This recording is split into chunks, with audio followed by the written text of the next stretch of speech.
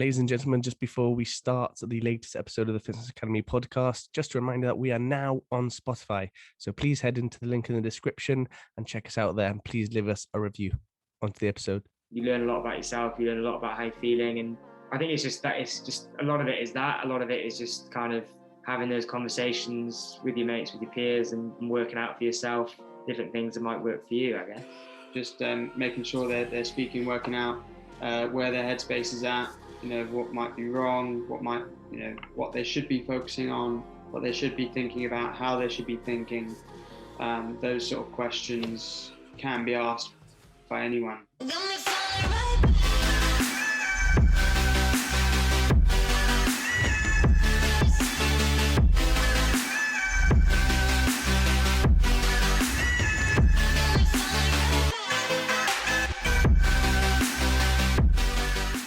Welcome back, everyone, to another episode of the Fitness Academy podcast. This is going to be a fantastic one. Joined with two cricketers from Glamorgan, obviously, who fantastically won the One Day Cup last year. Kieran Carlson and Stephen Raygold as well. Thank you very much for coming on, guys.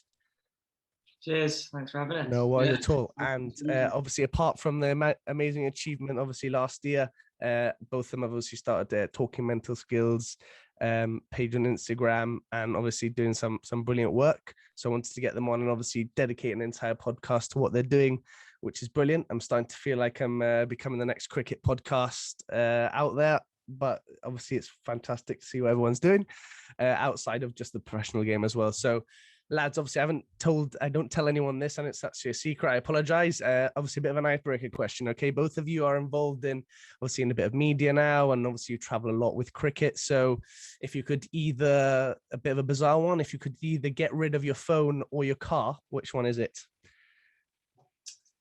I get rid of my car, I think. I cycle pretty much everywhere anyway, so. I would actually go the other way. I'd get rid of my phone. I think I think I'd get rid of my phone. I can live without my phone, I think. Oh, that's a tough one. I don't think I could live without both. So I don't think I could answer that question. I think it would be a bit of an NA from me. But no, lads, obviously I've got some points written down there, but obviously I always like to have a bit of a free flow with the podcast. So from my perspective, obviously introducing you guys a little bit, obviously we'll brush over the cricket side. Obviously it's very important. Obviously it's what you both do. But we'll obviously brush over starting with yourself, Kieran. Obviously just introduce yourself, and then obviously we'll move on to Steve, and then we'll crack on to what we're really about. So my name's Kieran Carlson. So I play for Glamorgan since 2016. Vice captain at the minute, and captain of the one day stuff, which is exciting, and yeah, just kind of obviously mid-season now, so cracking on with that in the middle of that T20 competition, and yeah, excited to be on and talk about cricket, talk about our Talking Mental Skills page, and yeah. Perfect. Go on, Stephen. Yeah, for me, played a bit of cricket. I was sort of trying to be professional, since I was born, really. I mean, I loved cricket always. Tried to make it pro. Played a little bit of professional cricket last year with Kieran in the One Day Cup. Played a lot of second team cricket leading up to that. And while I was doing that, I was studying sports psychology as my master's. And then obviously just started this Talking Mental Skills in the build up to me sort of becoming a sports psychologist. And that's pretty much where I'm at the moment.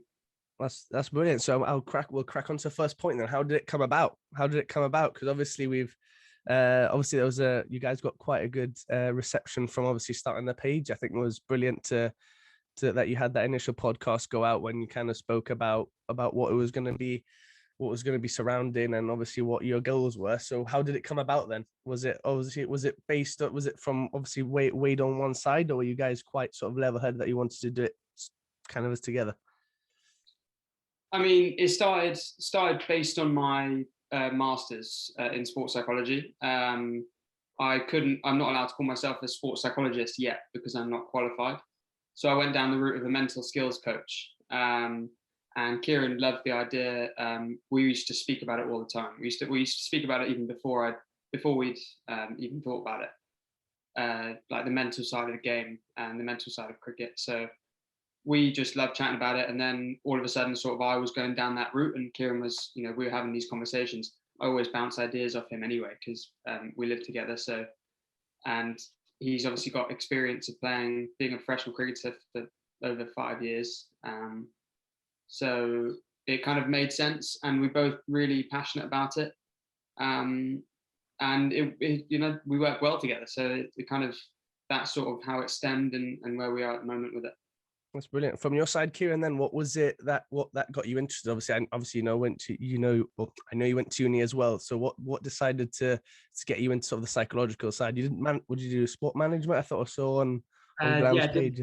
The business management, but yeah, I think it's the side of the game that's always kind of interested me, to kind of work out the mental side of it. Obviously, it's such a massive part of sport, and I think like Steve said, we've always talked about it in a casual way, and I think we kind of worked out between us that there's actually a little gap in the market in terms of information out there. There is obviously your sports sites, the elite side of stuff, but when guys are playing kind of academy sport and maybe at the grassroots level, there's not much out there, when really it's such a massive fundamental that you need to kind of nail from a young age if you want to get to that stage. So I think, for me, it's just something that really interests me. I'm very passionate about it now. I think I continually try to improve it from my own game and from my personal perspective. So I think it's just, it's nice to be able to put something out there online, and it's like a hobby, and it's something we enjoy doing, I guess. I think it makes it a lot easier when you find out that it's just like, it's almost feel like a hobby. Obviously it can lead, you never know what it's going to lead to, but obviously it makes it easier when you feel like it's a hobby, and you can almost feel like you don't need to, or not put any work. That's probably the wrong way of saying it, but you don't really need to, it doesn't feel like work. Obviously that's kind of the cliche way of saying it, isn't it? Yeah, definitely. It's cool. So this is listening to all your podcasts. This is my favorite. The favorite part is straight away when obviously you mean, what mental skills mean to you? But I'm going to flip it a little bit and say, what would you both define as a mental skill? Start with you going, Stephen. It's a good question. It's something that sort of helps you to achieve your goal, really. I mean, there's so many different skills there. I'm not sure you can define a mental skill, but there are plenty of them. In terms of, like, for an example, activation, sort of like being able to switch on and switch off at the right time. That is a skill. It's something that you can train. I guess that is maybe the definition. It's something that it's a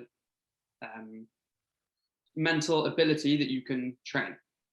That is probably my definition of it. Perfect. Working backwards. Brilliant. Go on, Kieran.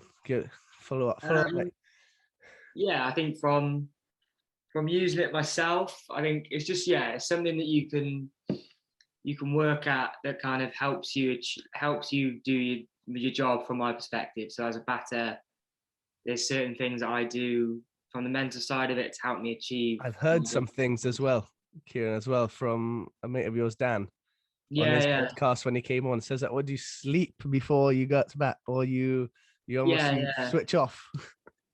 So I fall asleep before I go into bat. So that's like something that I've picked up over the past 18 months, really, and that's, even though it sounds a bit strange, it comes from theory. It's kind of allowing myself to relax and take my mind off the game. So when I go into bat, I'm fully aware of my surroundings, and I can kind of concentrate all my energy on facing that next ball. I think there's so many different things that people use. I guess mental skills are just, it's that extra percentage that you can gain if you work at it. I think as people get older and they play a bit more sport, and they realize that the physical side of it is only one aspect. You can be uber fit and whatever, but if you're not kind of mentally able to switch on and off and get the most out of yourself, then you won't really reach your potential. So I think that's the main thing for me.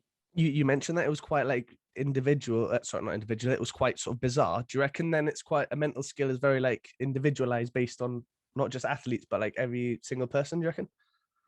Yeah, I think it's something that you have to kind of do trial and error with. I think it's there's not one size fits all. I think some people like watching the game, they like to get involved. Some people get nervous, some people use visualization, some people do different things, mindfulness, everything. So I think one of those things where if you can find something that works for you, then it's good to use that at that current time. It can change. I don't know, if 2-3 years from now I might not be sleeping before a bat, but I think it's one of those things. It's a continual learning process. If people keep on trying to improve on the mental side of their game, then they're going to only kind of reap the benefits from that. Never kind of settle with what you have and keep on learning, keep on doing it that way, I think.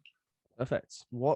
How is it important then from your side, Stephen, being more of the practitioner in that sense? Then obviously it's brilliant having you guys on, because we've got sort of obviously both of you are cricketers as well, but obviously we've got an athlete side and we've got a practitioner side here, which is obviously quite interesting in that respect. Normally it probably weighs a bit in one favor, but what does it mean to you as a practitioner?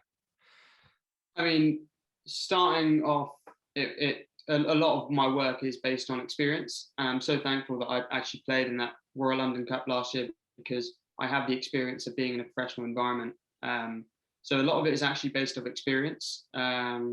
And then the other side is obviously the theory side, the practitioner side. But I think they merge together. There's no real, I'm not coming from a practitioner side. I've always liked to apply things to players. So when I'm working with a kid, I'll be asking him questions, and I'll see sort of where he stutters or where he's not so confident, go and question that, and then try and build up some awareness around that.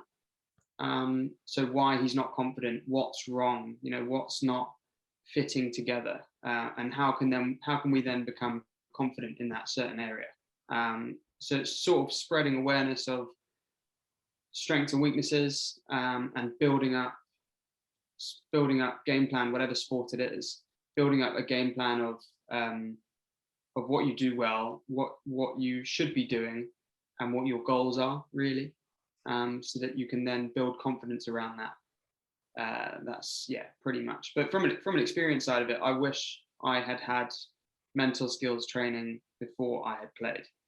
So that's kind of why I'm passionate about it, because if I had the knowledge that I have now of mental skills, I think my career last year would have been slightly different, in a more positive way. I think because I wasn't so confident in myself and didn't know my game, like I was just talking about then, the mental skill side of it, I didn't perform to my potential.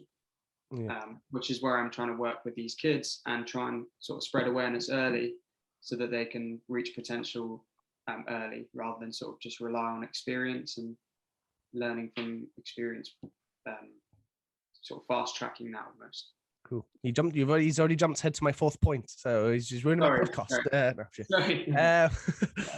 No, it's brilliant in that sense. One of the things which I think about as well is, and I loved what you said there about having experience as well. And I think even from someone like myself from a strength and conditioning background, I think it's quite difficult to almost teach an athlete how to do a certain movement, or teach an athlete to be a better athlete without having experience in the sport yourself.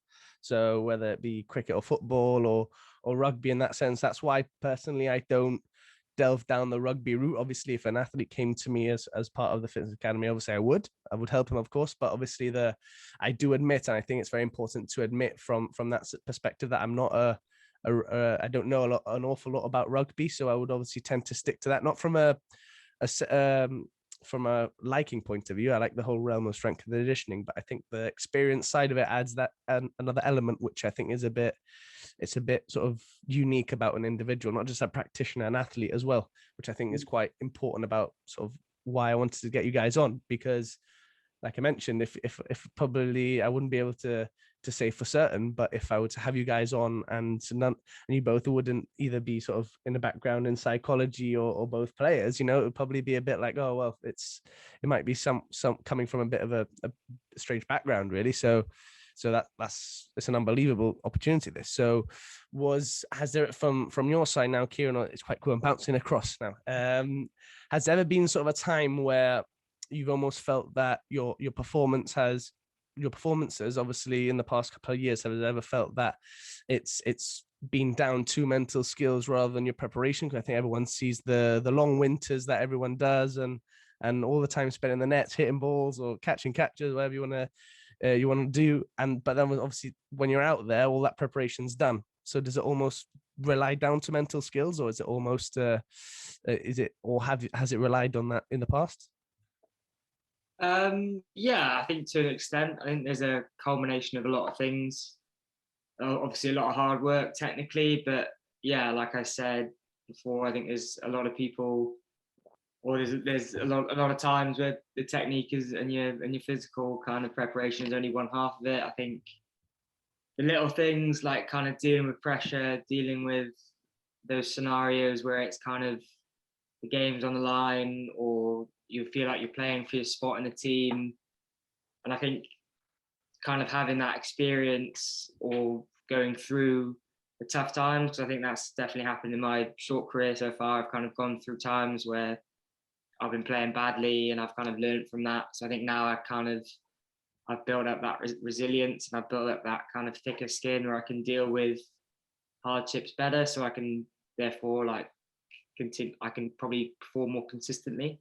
I think in the past I would have got through a couple of low scores and then felt as though that I was in bad form when I was struggling to find any rhythm. But now I know that if I just revert back to what I do best and build up my confidence in ways I know how to, then I can kind of always get back to scoring runs pretty quickly. So I think but that is all a culmination of the mental side of it, of having confidence, accepting the fact that you are going to get out. In a game of cricket, you get out all the time. You're never not going to get out. So it's not being too down on yourself if you do, and just saying, all right, there's another game in a couple of days, so I'll just take that on and try and approach it in the same way as I do every game, really. Brilliant. So then from your side, Stephen, what's do you reckon those mental skills are from both sides of the spectrum then? Because I think, again, it's very easy to say from someone who doesn't have experience, but obviously you have experience within the professional game as well as obviously from an academical side. So if you were to possibly list 2 or 3, obviously Kieran's mentioned one there, which I think is fundamental, which is resilience. At the end of the day, especially in the professional game, I can imagine, you're being looked at by everyone, whether you score 100 or noughts, you're going to get praise and you're going to get abused to a certain extent. And so if you could list the 3 sort of key skills, I reckon, like you said, obviously you can't really sort of identify what mental skills are, but do you reckon as an athlete, what 3 do you reckon you could name? Well, I think Kieran just mentioned a few of them there actually. One being sort of acceptance, accepting the fact that you are going to get out, or whatever happens, whether positive or negative in life or in sport or in cricket. Some things you just have to accept. You get a bad decision, you've got to have to accept it. If you start to worry about different external things, it's going to have an effect on your performance. But if you start to accept things and sort of just live in the moment and focus on the next thing you can control, is a huge part of it. It keeps you in a healthy mindset for a long period of time. Coping with pressure, Kieran said that as well. I think that's a massive thing. Yes, it is. A lot of it is down to experience, but there is certain things that you can learn about dealing with pressure and nerves and things like that. Accepting them as good things. If you're not nervous, it means something's wrong. Like you're either too confident, or if you're nervous, it's a good thing because it means that you care and you want to do well. So it's sort of understanding that and then using those nerves and pressure to your advantage rather than letting nerves and pressure become a negative thing in your own mind. Those are 2 quite big things, I think. So it's those coping mechanisms, and also the ability to accept sort of anything that you take in your stride, or anything that happens, you take in your stride. So you're always sort of living in the moment, living in that healthy mind. Well, Kieran kind of mentioned, is it, cricket's a bit of a funny game, so acceptance is kind of a brilliant scenario. It's even if you sort of go on to score 100, I think obviously if people think that all of a sudden, because they get a tan and they think that they're on top of the world, the next performance they possibly don't focus as much. It could go the other end of the spectrum. So I think obviously, yeah, like you said, resilience and a bit of acceptance in that respect. So moving on, this is an interesting one because I remember, I can't exactly remember which podcast it was, Stephen, but you kind of mentioned that obviously it was almost like a back of the shirt syndrome, which I like to call it, where obviously you felt that last season it was quite sort of a difficult one in that respect. Do you mind talking to us a bit about that? Obviously, you don't have to, but do you mind obviously running us through that one? Are you talking about the little things that were sort of getting to me during the Exactly, yeah. competitions? Yeah, that was really like sort of one thing which I admired about you, how you pushed on from that, because obviously then it takes to still be experiencing that, like we said, like Kieran said, with a bit of resilience is obviously still quite tough, but obviously understanding that it happens is quite important. That's why I wanted to mention it. Yeah, so at the time it was kind of getting to me. I wasn't as resilient as I wish I was. I feel like now if I had the same situation, I would be more resilient. I would know how to deal with it better. But definitely those external things were sort of picking at me, like the no name on the back, and there are a few other things I can't remember off the top of my head. But sort of batting in a position that I'm not really confident in. I've never really batted there either. That was another thing. They're all sort of external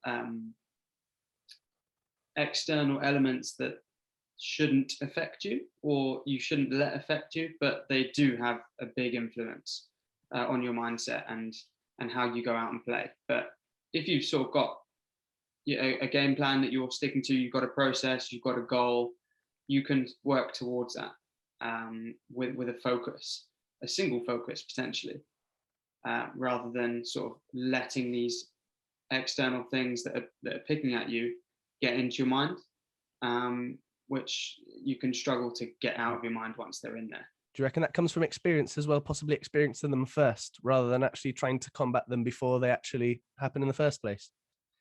Yeah, definitely. Which is, yeah, I mean, I'd be a better man for it now because I've been through it.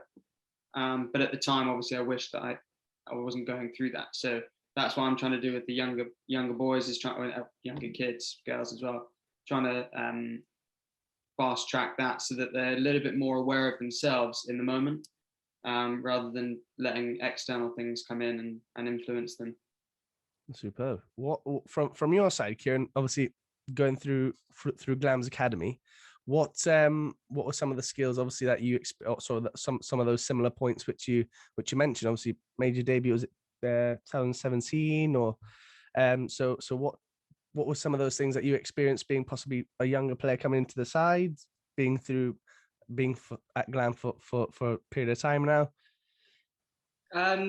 Yeah, I guess when you initially kind of start, I was 18, just out of school, so I guess a lot of nerves. I think is the first thing. You're nervous, but then you kind of just go with it. It's a whirlwind.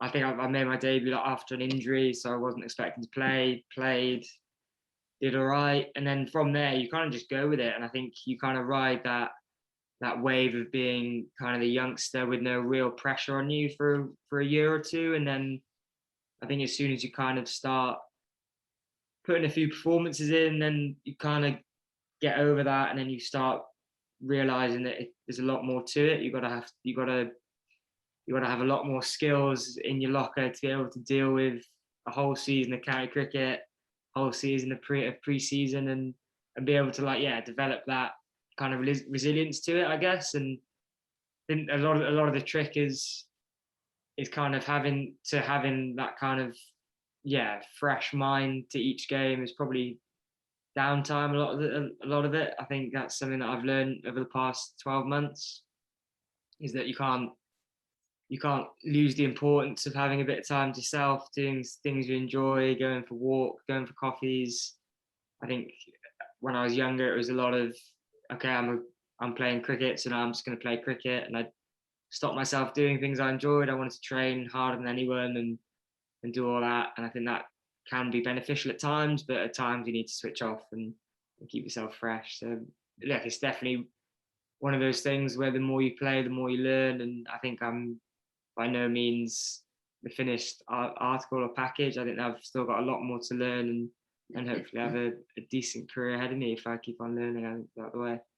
Did you mentioned that playing without pressure? Did that eventually sort of come to you when you started to establish yourself within the first team? Did it start to sort of become a sense where you had played Duseg for a little bit now, and you're starting to get that pressure on your shoulders, or has it always been playing with a bit of freedom and knowing that obviously you need to fight for your spot? Yeah, I think initially when I didn't really think it could be a long career, that was no pressure. I was kind of taking it as this is brilliant. I'm playing for Glamorgan. This is great, childhood dream, all that stuff. And as soon as I realised I'm actually probably could give this a shot at playing for a decent amount of time, I think that's why I put too much pressure on myself, tried a bit too hard, and now I've kind of found the right balance where I know my game well enough that I can kind of just chip away, and I can train hard, do my thing. I know that ultimately if I put too much pressure on myself, I'm just not going to play my own game, and if I'm too relaxed, then I'll go the other way. So I think I've kind of found that happy medium where I can deal with failures. I don't get too high when I score runs, because I know it's all about kind of staying on that even keel, and I want to ultimately be a consistent player for Glamorgan for as long as I can. And to do that, yeah, you have to kind of take every high and low as it comes, and just go with it. It comes similar to accepting, isn't it? At the end of the day, because obviously you're trying to deal with what's ever happening in front of you. That's one thing which I think feels like I'm in a psychology meeting. Like from my point of view, it feels almost like I almost put too much pressure on what's happened already, and for me, it almost feels like I waste so much time with it that I almost lose track as what's in front of me, and I almost end up bumping my head into actually what's happening. So what from your side, Stephen, being that person who studied it as well, do you reckon that's something that needs to be spoken about? Almost people putting so much pressure on themselves because they've possibly had a bit of a bad run of form, or sort of someone's had a bit of a bad run of form, like I mentioned, and they're not sort of seeing what's in front of them and seeing that there's, like Kieran said, there's more games to play. There's always going to be more opportunities. Yeah, absolutely. It's getting a lot more popular at the moment. Sort of the concept of mindfulness, living in the moment, being present, not worrying about what's sort of just happened, not worrying too far ahead either. Sort of only focusing on what you can control, which is pretty much what's in front of you. So in cricket, you don't want to look to score 100, because the only thing you can control is the next ball. If you play the next ball to the best of your ability or within your game plan, you're going to contribute your way to 100. And the same with the next ball, you then switch off or whatever, and then you play the next one. You just sort of controlling the controllables and staying in the moment, where the things that are happening previously aren't affecting you because you're looking at what you can control. So it's a major thing. Living in the present and sort of having that mindful state. Is it almost difficult to do that when you're involved in a one-day final at Lords and you've got almost a packed out stadium and you're trying to do that? Is that almost a little bit difficult, or do you normally just tend to find that it kicks in straight away? What, do you want to answer that? Yeah, I mean, it's obviously straight. Like playing in front of crowds and stuff like that is strange, because I think it's different people deal with it in different ways. I know I've kind of learned to see it as a privilege. I think there's obviously stuff on our page about talking about pressure as a privilege, and I find that works for me. I think when I see a packed house, I just think how many people have paid to watch me, and this is great. And I'm just there to kind of as a entertainment business almost. Like there's no pressure on me to perform, because I'm there as a thing that is there to entertain people. So I'm just going to go out there and enjoy it and play with a smile on my face, because not many people get to do that. And I think that's the way I deal with it personally. But I guess different people have different things. I know a lot of people try and think the crowd isn't there, and then sometimes they can block it out and they just go into their zone, which is another way of doing it. But I think there's a lot of different methods to dealing with that, but I think if you can find a method that works for you, that's the best way to do it. Well, that's what it's basically just going back to your process, and your process should be the same whether there's 30,000 people there or there's 200 people there. That, you know, your process, you should be batting the same. Nothing should really change. So if you've got a solid process in place, whether there's 30,000 people there, you would still be focusing on that process. So the crowd, you know, you either take it in or you don't, but it shouldn't act negatively, if that makes sense. Yeah, that's that. I think that's what I haven't heard of it from that point of view. That's actually quite interesting. I've never almost felt that the crowd would influence in that sense. You would almost think that, oh, the crowd, they don't realize that the crowd's there, but obviously in a certain way, if when it's going great for you, it's going bad for you, I suppose you need to almost, like you said, have acceptance and deal with again, whether they're cheering you or booing you. Hopefully it's not the latter, but it almost sort of it'll play a factor, and I think you'd be a bit naive, I think, in that sense to think that it wouldn't influence, you know, in a certain way, as even if you try and block it out. Yeah. Sure. Well, that's the thing. You're not trying to block it out. That's the more you try and block it out, the more you think about it. Okay. The whole thing is not to try not to do something, but it's actually to have something else in place that you're thinking about. So like a trigger, no, then in a certain way, like a trigger to kind of push on from it. Exactly. Yeah. Exactly. The more you say, "Oh, don't think about the crowd," don't think about, the first thing that comes to your mind is the crowd. So it's sort of it's not fighting it, but it's accepting it, and then going back to your process. Brilliant. So it's an interesting part of this next thing, because this next part, in recent months we've kind of seen on social media the prevalence of other athletes coming out and speaking about mental health from their own side, whether that be linking from performance or something that may have happened in the past. How important do you reckon it is, both as athletes and as people involved in the mental health field? How important do you think it is to be open about it? Because obviously nowadays you're seeing, again, a lot more prevalence about people going to sports psychologists, which I think is very important, and talking about what's going on, both good and bad.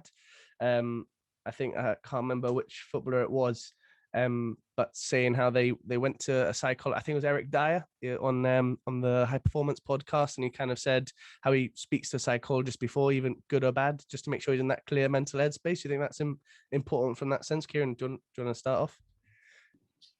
Yeah, definitely. I think if you are kind of within the realm of professional sport or any kind of sport, I think it's important to use the resources available to you. I think in terms of kind of mental health, it's one of those things where you can't be closed off about it. You have to be open. You have to be honest with yourself, because the only way to kind of get better at that stuff and and make yourself feel in a more positive headspace is to be open and honest. And I think from our perspective and what we do on our page, is more to do about everyday activities. I think something like really meaningful relaxation, I think that's something that can be really positive, not as a cure to anxiety or to something like even as sinister as depression, but it's something that kind of as an everyday activity can be almost like a prevention that can kind of almost bring you back down to ground. So whether that's mindfulness, meditation, doing a 30-minute walk, stuff like that, all that simple stuff that can really help. And look, I think everyone uses it without kind of knowing. I know that if I go on a walk, I'm going to feel better.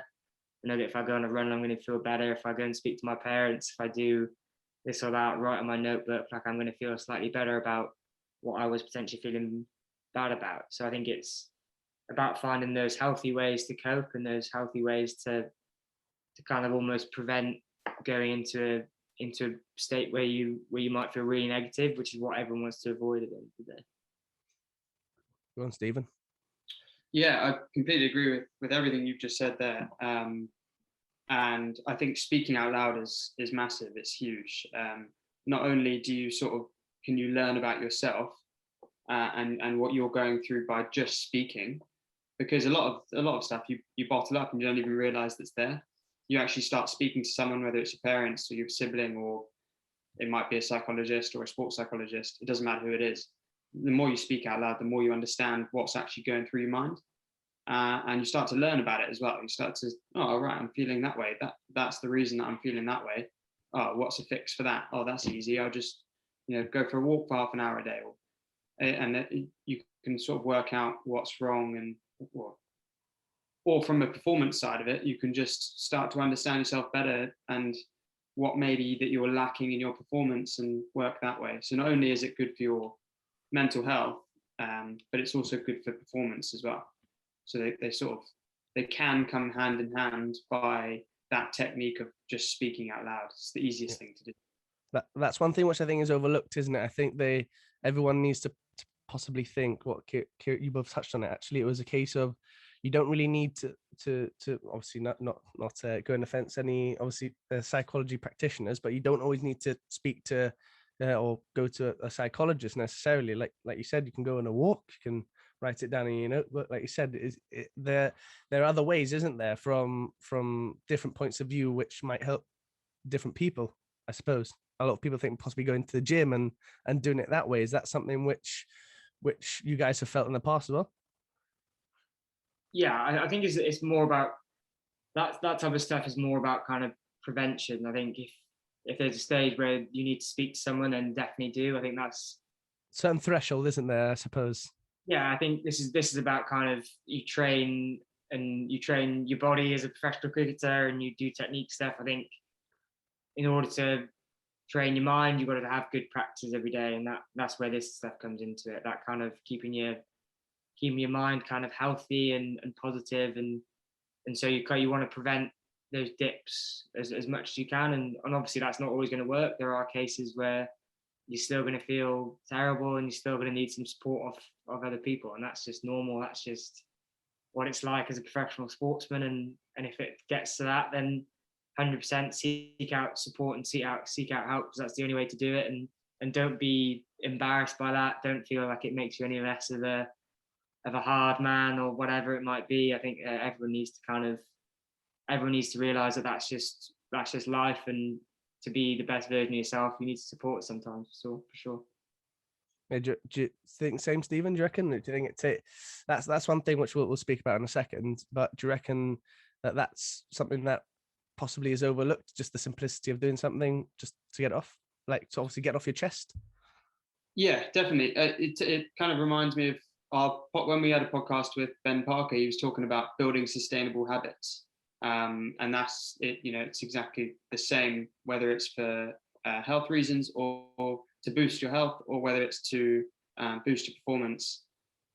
Building those sort of habits where you're walking or speaking every day, or writing in your notebook, or going to the gym. Those things, they create good habits, which creates good headspace and good performance on the back of that. Then, good. Which is a nice sort of cycle. That. Yeah. So obviously you mentioned it there about not, Kieran. You mentioned it there, not sort of being afraid to chat, and I think that's one thing which sits quite close to me in that respect. So what of advice, obviously I'll get into the advice section a little bit later, but what would you normally say to someone, obviously, if they're thinking about, or if you kind of notice that someone is almost not quite right? Obviously, like you mentioned, Stephen, you said obviously you ask these young kids these questions, and obviously you almost get an idea as to what their mental state's like. So do you reckon that it's almost like you have like a bit of signs and symptoms in that sense, or? Yeah, I think from a kind of team perspective, from being part of a team and kind of within that dressing room, you always know if someone's not quite right. I think from learning about personalities and spending time with people, and I think a lot of stuff that might be a little bit seem like a small thing, I think goes a long way. Asking someone if they're okay, asking if they want to go for a beer, go for a coffee, whatever it might be. I think, especially in that team scenario, that always kind of works. I think understanding people that sometimes they just want some time to themselves, sometimes they want to go out, sometimes they want to do whatever. And I think learning that and knowing that, it definitely helps and can help them get through a potentially tough time. I think that's from a from a team perspective, that's how I see it, I think. What about yourself, Stephen? Yeah, for sure. I mean, yeah. I've got nothing else to add there, really. I think just speaking then again, just making sure that they're speaking, working out where their headspace is at. What might be wrong, what they should be focusing on, what they should be thinking about, how they should be thinking. Those sort of questions can be asked by anyone, a mate or parent, or if there's a psychologist or sort of mentor there, then they'll probably be the person to ask those sort of questions. Awesome. So from a talking mental skills standpoint, where would you guys like to obviously see this through to? Because obviously not see this through to, that's a bad way of saying it. Where would you like to go with this project? Because it's quite an interesting one in the respect that you're never ever gonna, it's never gonna go away. Mental health and mental skills is always going to be needed, and it's always going to be there. So where would you like it to get to? It's an interesting question. I think we've started it without a real end goal. I mean, I'm going to be a qualified sports psychologist in a couple of years' time, which will sort of help. But with Kieran's experience and my sort of qualifications, as it were, I think we'd love to be doing workshops with different teams. Or different individuals. I think we'd love to carry on doing podcasts with elite athletes sort of all over the world in different sports, learning about different sports, and sort of creating as much awareness around the mental side of sport as possible. I think that's pretty much our goal at the moment. Yeah, there's definitely a lot of value. I think there's a lot of value that can be added to kind of sports teams and organizations from this point of view. I think it's something that people are taking more and more notice of and is going more into the spotlight. And I think, yeah, we don't, like Steve said, we have no kind of end goal. I think we're just going to keep on going with it, see where it leads, and keep on, trying to spread that awareness and trying to make people into better athletes, I guess. Kind of work with the younger age groups, I think, to start them off with the kind of group stuff, and that will definitely help. I think you're selling yourself a bit short there, because you guys, all the brilliant work you guys have been doing.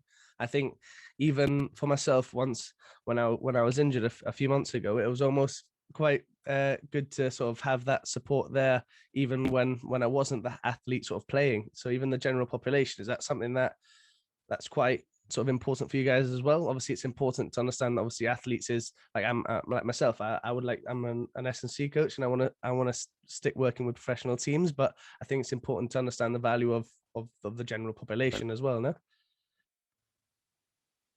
Yeah, I agree. I think all of these skills can be translated into life skills as well. Someone mentioned to me the other day about helping like GCSE or A-level kids with their exam periods. I think that's a major part where there's so much stress, so much anxiety, so many pressure situations being in an exam, and they translate the same as sport. So I completely agree with that sort of thing, and that's sort of one example of where else we could help as well. So well, at the end of the day, whether in the classroom, whether on the classroom or in the middle, sort of facing up. I suppose probably similar process, isn't it, for them at the end of the day? Because obviously they're wanting to try achieve high levels of competency, whether that's in education or in professional sport. So that's brilliant from that side. From your guys' point of view, has there been sort of maybe one person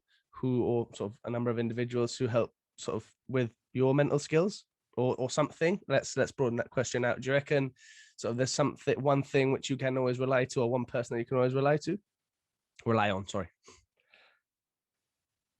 I guess initially for me it was probably Mark Walton from Glamorgan. He's kind of part of the staff there, and he's heads up the kind of well-being and sports type kind of side of stuff. And I think he initially kind of opened a few people's eyes in the squad to what's kind of why we feel certain ways and how we can kind of improve from that side of things. And I think it's just from having conversations with mates and with your peers. Me and Steve have great conversations around it and be very honest with each other. And I think that type of thing really helps, because you learn a lot about yourself, you learn a lot about how you're feeling. And I think it's just a lot of it is that. A lot of it is just kind of having those conversations with your mates, with your peers, and working out for yourself different things that might work for you, I guess. What about yourself, Steve? Yeah, I agree with that.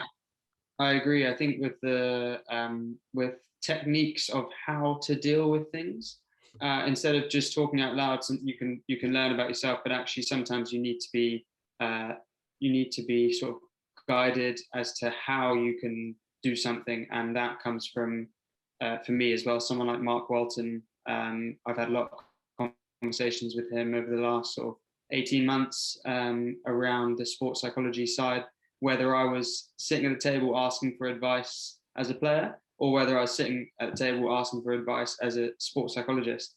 Both sort of, he's been there and really, really helpful. And same with Dominic, who's also quite good in psychology and in and around the Glamorgan setup as well. So he's another one that's sort of really helpful in that.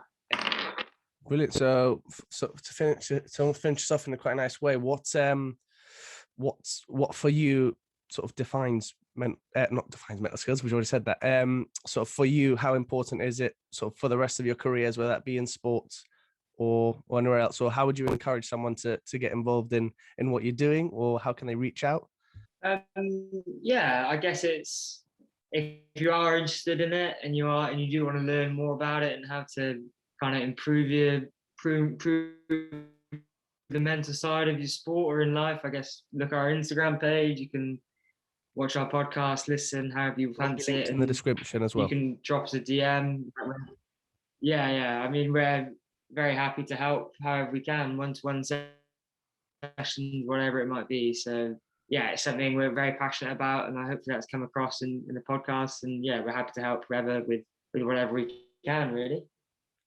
Yeah, exactly. We try and make our Instagram posts as relatable as possible, so that if someone's flicking past, they can sort of just have a quick read and actually take something from it. That's how we sort of set out our posts, so that you can try and take one or two things. Oh, actually, I could use that, or that makes sense. And then otherwise, get in contact with us, and we'll happy to sort of have a conversation, have a one-to-one, whatever it might be, and help improve performance and mental health, I guess.